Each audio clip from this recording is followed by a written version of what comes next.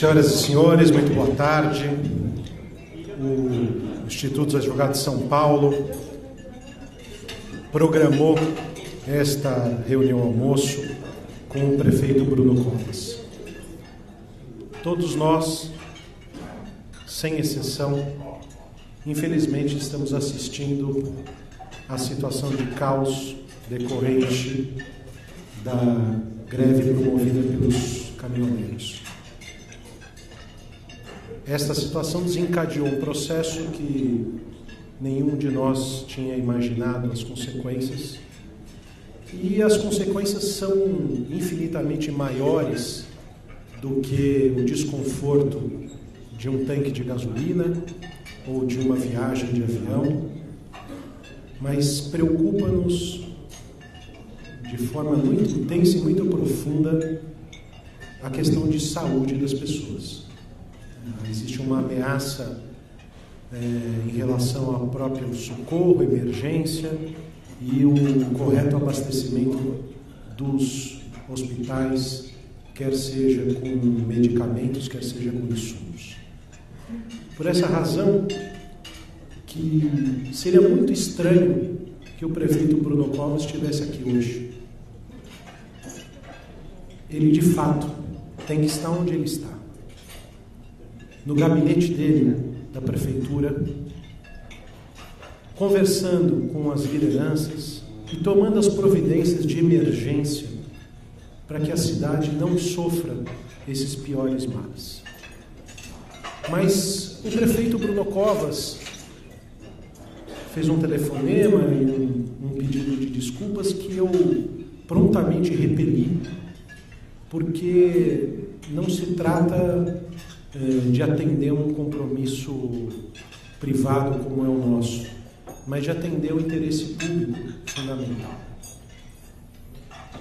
Mas não ficaremos sem uma exposição acerca dessa situação, que é a situação que nos preocupa, quais as providências que a Prefeitura e o município de São Paulo estão tomando, e mais do que isto, como era o programado, uma palavra sobre uma agenda positiva para a cidade de São Paulo, alguns pontos a serem apresentados. Por isso que o prefeito Bruno Covas, que é um colega nosso advogado e esperança da política no Brasil, convidou o secretário municipal de Justiça, Dr. Rubens Rizek, para que pudesse então ser o porta-voz do município de São Paulo para todos nós.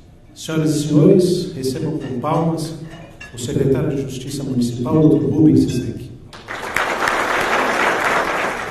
Boa tarde, meus queridos colegas, advogados, advogadas, demais colegas das carreiras jurídicas. Eu queria saudar todos vocês e o IASP, essa centenária instituição que orgulha a advocacia e orgulha a sociedade brasileira, né? Que aqui a gente vê aqui a inteligência jurídica reunida na figura do presidente José Horácio, que foi agora há pouco extremamente gentil e elegante, como lhe é próprio. De fato, o prefeito Bruno Covas pediu para que eu transmitisse a vocês sinceras desculpas, mas realmente não havia possibilidade de ele estar aqui hoje, porque ele sentiu muitíssimo, porque ele entende a advocacia, a inteligência da advocacia como parceira da nossa gestão. Ele é advogado, ele tem ideias interessantes que ele gostaria de compartilhar com vocês, me pediu para tentar fazê-lo, não farei com a mesma propriedade que o prefeito, mas foi uma pena, como disse o presidente José Horácio, nós estamos vivendo um momento muito ímpar, muito especial e muito, muito, muito preocupante. O prefeito agora, a questão de 2 horas atrás, decretou emergência na cidade, estado de emergência, convocou um comitê de crise, ele está presidindo esse comitê de crise e ele está lá fechado no gabinete com autoridades das várias esferas de poder, tentando basicamente de forma emergencial e urgente, não fazer parar serviços essenciais dos quais depende a vida das pessoas. Então é disso que estamos falando aqui. Eu não sei, acho que eu vou ficar aqui enfadonho e seria ultrapassar os limites dos meus chinelos querer fazer uma análise do que está acontecendo. Cada um de vocês, com muito mais inteligência, propriedade, experiência do que eu, tem aí os seus juízos, etc. Mas eu não posso deixar de compartilhar com vocês, do ponto de vista também do governo municipal e meu próprio individual, a perplexidade com o dia de hoje. Nós estamos na iminência de ter colapso no serviço do SAMU, isso é vida de pessoas. Nós estamos, hoje à tarde, vai parar, se o prefeito não conseguir superar as dificuldades de combustível, o serviço funerário. Nós já paramos, em parte, todo o serviço de coleta seletiva já está parado, e a coleta de lixo também hoje foi interrompida. Coleta de lixo numa cidade de 12 milhões de pessoas, a falta da coleta diária tem desdobramentos inimagináveis do ponto de vista de saneamento, os controles de zoonoses, controle está aqui o nosso médico, professor Milton Flávio, secretário. Aliás, eu queria pedir desculpas, eu não posso deixar de também estender meus cumprimentos ao deputado Arnaldo Faria de Sá, aos secretários municipais aqui presentes, Dr. Renato Stettner, secretário de Justiça, Dr. Eduardo Tuma, nosso secretário da Casa Civil. Queria fazer um cumprimento muito carinhoso, muito especial e com muita satisfação em rever minha professora de graduação e de pós-graduação, doutora Ivete. Uma saudação também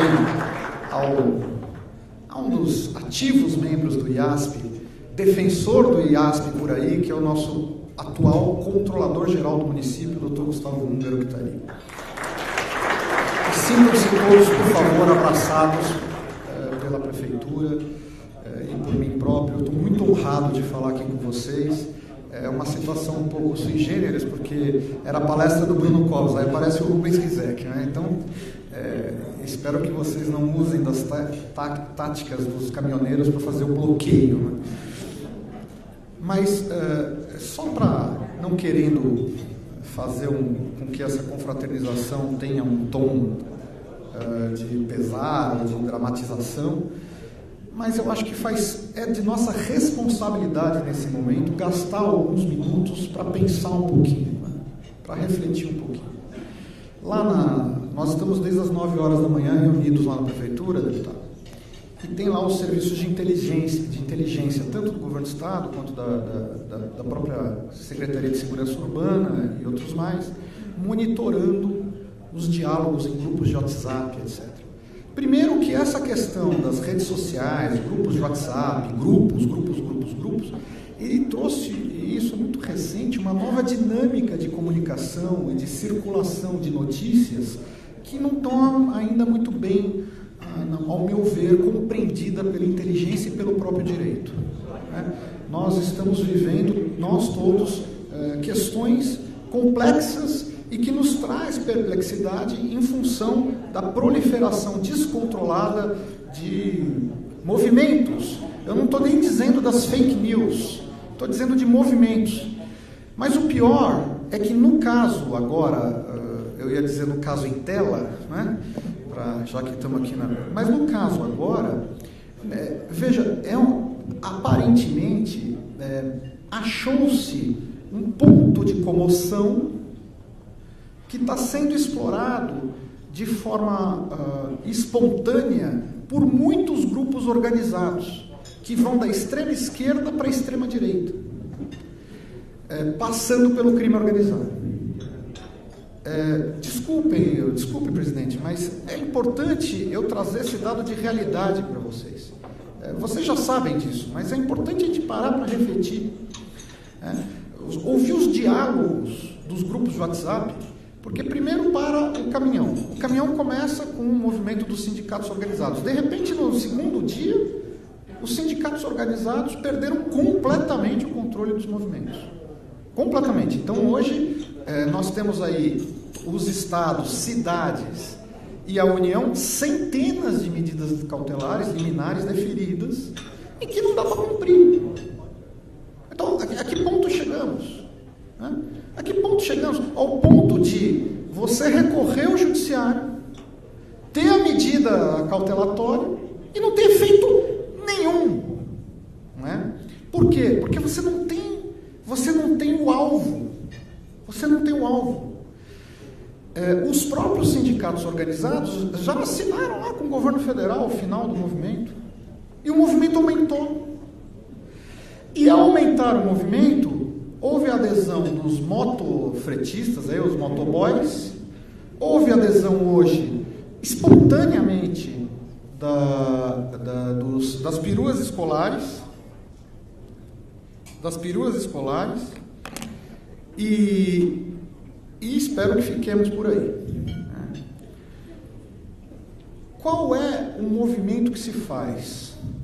Eu tenho aqui alguns áudios, eu não sei se é próprio passar aqui, que foram capturados dessas conversas, mas os áudios são assim: pessoal, vamos parar tudo, vamos parar, porque nós não podemos ficar parados diante dessa barbaridade, desta situação, dos corruptos, do mundo, do governo, quase. Nós tivemos um movimento em 2006 no estado de São Paulo, que foi muito duro para nós, que foi um movimento do crime organizado. Não sei se vocês se lembram, um movimento muito preocupante. Isso nos fez, o governo do estado, o governo federal, aperfeiçoar os sistemas de inteligência, né? Depois de 2013, nós tivemos aquelas movimentações aí, ao contrário, era do outro extremo da sociedade, não do crime, mas das pessoas de bem, que começou com 0,20 centavos, 20 centavos na tarifa de ônibus e virou uma coisa, vocês se lembram, de pauta aberta, mas que levou milhões de brasileiros às ruas, muito rapidamente. Este movimento hoje parece que junta as duas coisas. E aí eu não entendo mais nada. Mas, de qualquer maneira, tudo isso para justificar que é um momento muito especial. O prefeito está lá trabalhando com toda essa equipe de prefeituras. Hoje, a prioridade agora é ir atrás de combustível, não é? Então, você começa a ligar para empresas privadas, a emergência já vai nos possibilitar, se necessário for, requisitar e aprender, enfim. Então nós já identificamos alguns postos de combustível da cidade que nós requisitamos para uso da prefeitura e estamos tentando escolta para trazer combustível e usar os postos para abastecer a frota de serviços essenciais com guarda protegendo o combustível. Tinha um filme que, quando eu era mais jovem, eu achava aquilo surrealista, achava um filme de ficção inatingível, que é o Mad Max. Quem aqui assistiu o Mad Max? Todo mundo assistiu o Mad Max?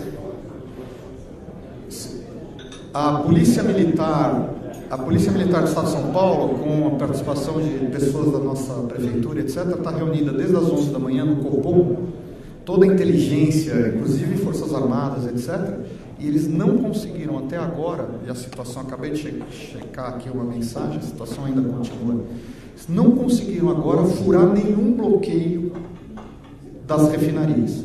E aí me lembra também no tempo de estudante, lá no 11 de agosto, quando a gente tinha aquela coisa mais de esquerda, né? Que um dia eu sentei com uns amigos e falei, não, nós temos que tomar as refinarias. Não, é brincadeira. Mas era a tática. Quando você tem guerra, o que você faz? Você bombardeia a armazenagem de combustível. E é isso que nós estamos vivendo hoje. É uma coisa com reflexos ainda não inteiramente medidos, né? Mas vamos falar de coisas boas e um pouquinho de pauta positiva, e eu peço ao presidente, professora, que quando eu estiver falando demais ou estiver inconveniente, por favor, faça algum sinal, deixa cair a água e eu prometo que eu paro. A Prefeitura de São Paulo, eu assumi recentemente, a Secretaria de Justiça, o prefeito também, eu assumi junto com o prefeito Bruno Covas, e nos deparamos lá com algumas situações que eu particularmente também me causam alguma perplexidade, tem a ver com a nossa comunidade jurídica. A primeira é que é impressionante o índice de judicialização da decisão pública. Meus amigos, meus colegas, isto vai acabar com o Brasil. E isso é nossa responsabilidade. É nossa responsabilidade. Não é possível que a inteligência jurídica brasileira não consiga mitigar a excessiva judicialização da decisão pública e da política pública. É uma barbaridade. Eu assumi a secretaria agora e 2 dias depois caiu um prédio lá no Paissandu. Eu passei uns 3 dias, a minha esposa falou: Rubens, você está chamando Jesus de Genésio. Porque as recomendações do Ministério Público, as medidas liminares requeridas pelas defensorias federal, estadual, as ações populares, as ações civis de entidades começaram a brotar, e as decisões judiciais contraditórias e muitas vezes incumpríveis. E, meus amigos, desculpe me revelar assim, mas a gente precisa falar disso. Uma desconexão com a realidade brutal. Às vezes, alguns colegas das carreiras jurídicas, isso não é uma crítica, é só uma constatação de algo que está acontecendo. Parece que estão em Marte. O prefeito outro dia recebeu uma liminar, dando 10 dias para canalizar um córrego, sob pena de responsabilização penal, que eu nem sei se pode, porque aí eu vou pedir para a professora Ivete me ajudar a defender o prefeito ali, porque mas como é que pode ter uma cautelar para canalizar um córrego em 10 dias, sob pena de? Lógico que o tribunal, mais do que prontamente, resolveu a questão. Questões como direito de protocolo, quem aqui advoga na questão imobiliária, quem aqui advoga, mexe com corporações. O direito de protocolo na cidade de São Paulo vigora há 45 anos. Não é? Como é que você pode, isso é muito importante também, a gente penalizar o empreendedor pela lentidão e falta de estrutura do serviço público em dar resposta rápida? Então o sujeito gasta 2, 3, 4 milhões num projeto, protocoliza o projeto com a lei vigente, demora o poder público 3 anos para analisar o projeto, no meio do caminho muda a lei, ele perdeu o projeto. Isso é inacreditável. Com medida judicial, essa nós também ganhamos apertado no órgão especial do Tribunal de Justiça, então derrubamos a liminar ou liminar em ação popular que para a manutenção do serviço de iluminação da cidade. Liminar em ação popular que, com todo respeito ao colega que propôs, mas não era assim uma peça de grande brilhantismo, e uma liminar de forma fácil, dizendo: a prefeitura não pode mais continuar fazendo a manutenção da rede de iluminação pública. Eu fico pensando no filho, o neto do magistrado que concedeu a medida, que vai sair na rua com tudo escuro e eu não posso mandar o caminhãozinho arrumar. Ou a liminar que agora suspendeu a contratação da varrição. Desculpem o desabafo. Eu tenho que voltar para a pauta positiva, né, Zé Rosa? Eu vou tentar. Mas nós temos que pensar nisso. Essa situação no Brasil está levando a uma paralisia porque o gestor público tem medo. E o medroso não faz nada. E quem faz se prejudica. Ou é chamado de ladrão. Vamos parar com isso. Bom, tirando a perplexidade, os senhores que mexem na área fiscal, etc., conhecem aí a emenda 99, a emenda constitucional, né? Professora Ivete, emenda 99, né? Eu até achei que quando saísse a emenda 100 a gente ia fazer uma grande festa nacional, né? Mas a emenda 99, ela permite a compensação, e isso é muito importante, dos créditos com precatórios, compensar com dívida ativa. Isso pode ser bastante importante. O então vereador Eduardo Tuma tem um projeto para regulamentar essa questão na cidade de São Paulo. O prazo da emenda 99 venceu, de maneira que nós estamos devendo a regulamentação. Com a liderança do Tuma, a Câmara Municipal está rapidamente analisando o projeto de lei. E em breve, e o projeto de lei é público, vale a pena conhecer, pedir para as pessoas do escritório pesquisar, porque isso vai abrir uma possibilidade de diminuição, a compensação de dívida ativa com precatórios, né? Com isso, a pedido do prefeito, nós temos a missão de olhar a gestão jurídica da prefeitura com olhos de Estado e não de governo. O Bruno, ele é diferente nesse ponto. O Bruno, ele tem aquela visão de que tem que resolver os problemas e não fazer o jogo de cena político para adiar, para jogar no colo de outro, etc. Então, nós temos uma meta de reduzir fortemente o estoque de precatórios com a prefeitura, tentar equacionar e equalizar a questão. Esta compensação pode dar certo.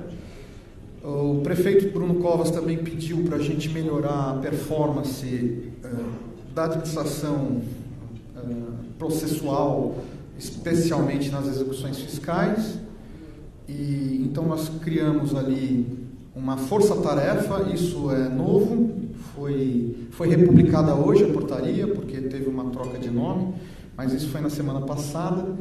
E essa força-tarefa que juntou vários órgãos, inclusive com cooperação com a Fazenda Estadual, com a Receita Federal e com o próprio Tribunal de Justiça, nós vamos tentar revolucionar e talvez daí, e aí eu peço a ajuda de vocês, viu, presidente? Vamos pensar nisso juntos, vamos fazer uma reflexão juntos, porque também os métodos tradicionais de procedimento, eles estão colapsados, né? Nós temos milhões de execuções fiscais. Não dá, é algo também fora da realidade, né? Então, a ideia é usar a jurimetria, né, que é a nova ferramenta que está vindo aí, aliás, que vai mudar a nossa vida como advogados, de todos nós, já está mudando, né, e de uma velocidade estonteante, né? Hoje em dia, se você fizer um teste aí, mas a gente não pode contar para ninguém, mas tem computador julgando melhor que juiz, tem computador peticionando melhor do que advogado. Mas, evidentemente que o advogado nunca vai deixar de ser necessário, mas hoje você tem técnicas de análise de processo de massa que nós vamos conseguir reduzir muito o estoque de processos.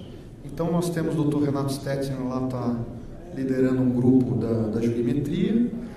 Também, por orientação do prefeito, a ideia é desjudicializar, quer dizer, a gente quer dar esse exemplo para o Brasil, a gente quer desjudicializar, então diminuir as ações judiciais. E para isso, a gente está criando os critérios para acordo judicial de toda ordem na prefeitura e usar a nova lei, que o Gustavo é especialista, que é a autocomposição. Estamos fazendo, é a primeira entidade nacional que fez autocomposição, inclusive no bojo da Lava Jato. Fizemos com o Odebrecht, estamos fazendo agora com outras empreiteiras. E a autocomposição, professora, é o futuro, porque a gente evita processos judiciais que consomem recursos públicos por anos a fio, através de um acordo que é muito benéfico para a coletividade e para o erário. Então, isso também é um caminho muito novo e muito importante que a Prefeitura está à disposição. Finalmente, o prefeito deu ordem para a gente inaugurar um programa muito ousado de consolidação das normas, em especial normas infralegais. A Prefeitura tem umas 3 dezenas de milhares de normas em vigor,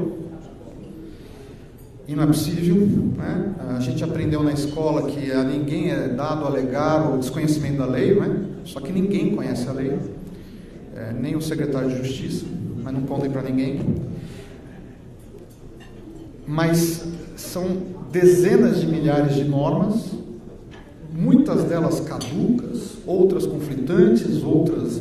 E esse que o professor Manuel Gonçalves Ferreira chamava de cipoal normativo, essa floresta burocrática, gera um esforço de cumprimento da lei e, ao mesmo tempo, favorece corrupção e desvios, na medida em que, como ninguém entende nada, fica tudo subjetivo e a caneta do técnico, mesmo de 8º, 9º escalão, ela fica uma caneta muito poderosa, o que abre margem para desvios e malfeitos.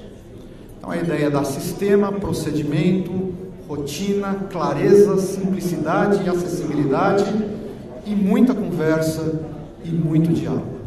Eu não vou me estender, o Zé Horácio já está me olhando com aquela cara que já está na hora de parar, mas eu queria me colocar inteiramente à disposição de cada um de vocês individualmente, à disposição, presidente, do Instituto dos Advogados. Espero, sinceramente, que o prefeito possa vir aqui um dia para ter o papo que hoje ele gostaria de ter e não pôde. E eu agradeço honrado profundamente essa oportunidade. Muito obrigado.